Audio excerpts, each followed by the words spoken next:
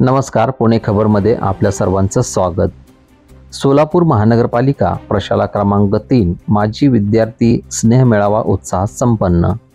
महानगरपालिका प्रशाला क्रमांक 3 मध्ये माजी विद्यार्थी रमले। निमित्त होते माजी विद्यार्थी स्नेह मेळाव्याचे। पुन्हा शाळेत यावे, वर्गात बसावे, मित्रमैत्रिणी भेटावे व शिक्षकांचे मार्गदर्शन लाभावे या हेतूने नुकतेच सोलापूर महानगरपालिका प्रशालामध्ये माजी विद्यार्थ्यांचा स्नेह मेळावा बुधवार दिनांक 8 जानेवारी रोजी शाळेच्या प्रांगणात आयोजित करण्यात आला होता। शाळा सोडून 25 वर्ष झालेल्या वर्ष 2000 बॅचच्या सर्व विद्यार्थ्यांनी या कार्यक्रमास हजेरी लावली। या मेळाव्यास अध्यक्षस्थानी राष्ट्रपती पदक पुरस्कृत प्रशालेच्या माजी मुख्याध्यापिका आशालता हनुमंतू जगताप होते।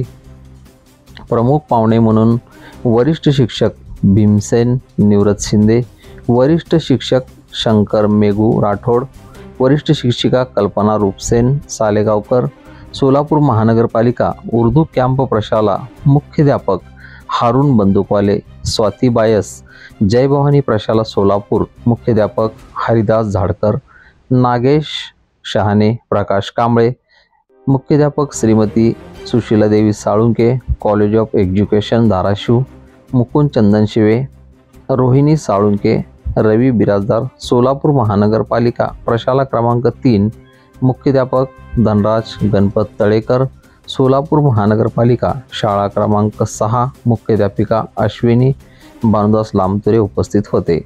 या कार्यक्रमात विद्यार्थ्यांच्या माध्यमातून शिक्षकांचा सत्कार घेत कार्यक्रम घेण्यात आला। सदर कार्यक्रम समस्त मान्यवरांनी आपले विचार व्यक्त केले।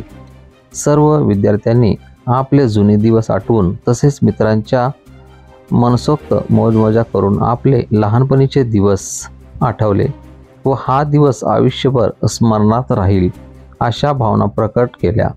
मनोरंजनात्मक गेम व रुचकर भोजनाने कार्यक्रमाची रंगत वाढवली। पुन्हा एकमेकांना भेटू या भावनेने पाणावलेल्या डोळ्यांनी सर्व विद्यार्थ्यांनी शिक्षकांचे आशीर्वाद घेऊन एकमेकांना निरोप दिला।